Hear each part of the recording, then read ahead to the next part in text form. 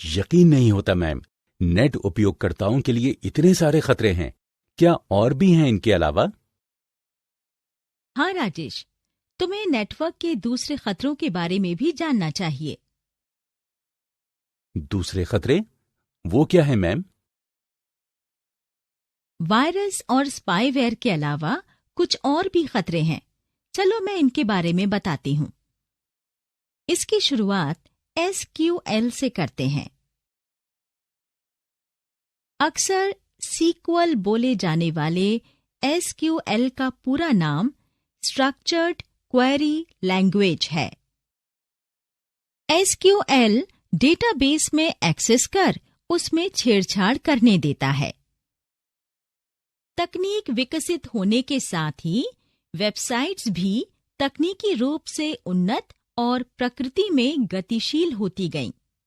इस गतिशीलता की वजह से उपयोगकर्ता की जानकारी और दूसरी सामग्री डेटाबेस में रखी जाने लगी। ऐसा करने के लिए एक प्रोग्राम की जरूरत थी और तब SQL को विकसित कर हर लोकप्रिय स्क्रिप्टिंग भाषा में जोड़ा गया था। पर ये एक कमजोरी बन गया क्योंकि इसने हमलावरों को SQL स्टेटमेंट में एक दुर्भावनापूर्ण एप्लीकेशन डालने की अनुमति दी। इस घटना को ठीक से समझने के लिए हम एक मेट्रो ट्रेन का उदाहरण लेते हैं, जो 4 स्टेशनों A, B, C और D के बीच चलती है। ट्रेन को इस तरह प्रोग्राम किया गया है कि वो स्टेशनों पर तभी रुकेगी जब प्लेटफॉर्म पर कोई यात्री प्रतीक्षा कर रहा होगा, अन्यथा नहीं रुकेगी। ट्रेन एक स्टेशन आगे बढ़ती जाती है और चौथे स्टेशन पर पहुंच जाती है। अगर कोई गलत इरादों से इस प्रोग्रामिंग स्टेटमेंट में कुछ बदलाव कर देता है और मेट्रो ट्रेन को निर्देश देता है कि वो B और C स्टेशनों पर इंतजार कर रहे यात्रियों को छोड़कर सीधे D पर रुके, तो काफी परेशानी हो जाएगी और पूरा मेट्रो ट्रेन सिस्टम तब तक के लिए ठप पड़ जाएगा जब तक उसे फिर से ठीक न कर लिया जाए या प्रोग्राम में बदलाव किया जाए। जब SQL इंजेक्शन का प्रयोग होता है तो बिल्कुल ऐसा ही होता है। ये अमान्य इनपुट्स देकर प्रोग्राम को बदल देता है और परिणाम स्वरूप साइट प्रभावित हो जाती है। तकनीकी रूप से कहें तो मूल रूप से इनपुट सत्यापन त्रुटि ही SQL इंजेक्शन है। इनकी कमजोरियां तब उजागर होती हैं जब डेटाबेस से जुड़ा एक एप्लीकेशन असुरक्षित तरीके से डेटा को SQL क्वेरी तक जाने का रास्ता देता है, जैसा कि हमने ऊपर मेट्रो के केस में दिखाया। याद रहे कि जब डेटा को गलत निर्देश मिलते हैं तो SQL इंजेक्शन के हमले से संवेदनशील डेटा लोगों तक पहुंच सकता है। पूरा डेटाबेस बर्बाद या वेबसाइट खराब हो सकती है।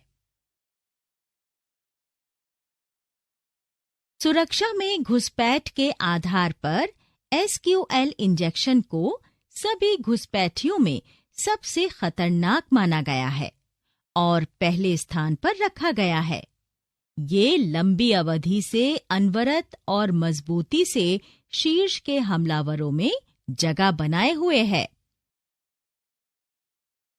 ऐसे तमाम उदाहरण सामने आए हैं जब SQL इंजेक्शन ने 1 महीने में ही लाखों वेबसाइट्स को प्रभावित किया था। इस वजह से काफी आर्थिक क्षति भी हुई। अभी हाल ही में खुलासा हुआ था कि इसका प्रयोग हाई प्रोफाइल संस्थानों पर हमले के लिए किया जा रहा है, जैसे कि सोनी पिक्चर्स। व्यावसायिक साइट्स पर SQL का असर काफी दूरगामी हो सकता है।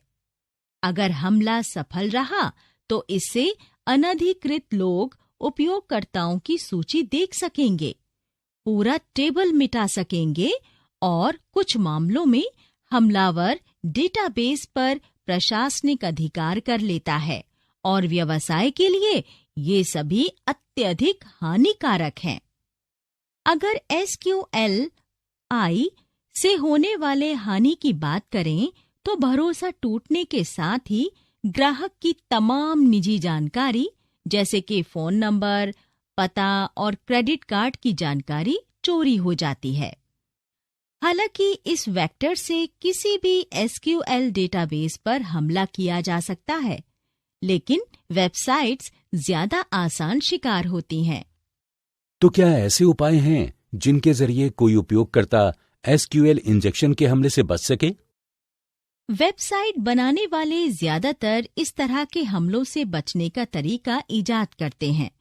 हालांकि एक उपयोगकर्ता के लिए सबसे जरूरी है कि वो इनके बारे में जागरूक रहे।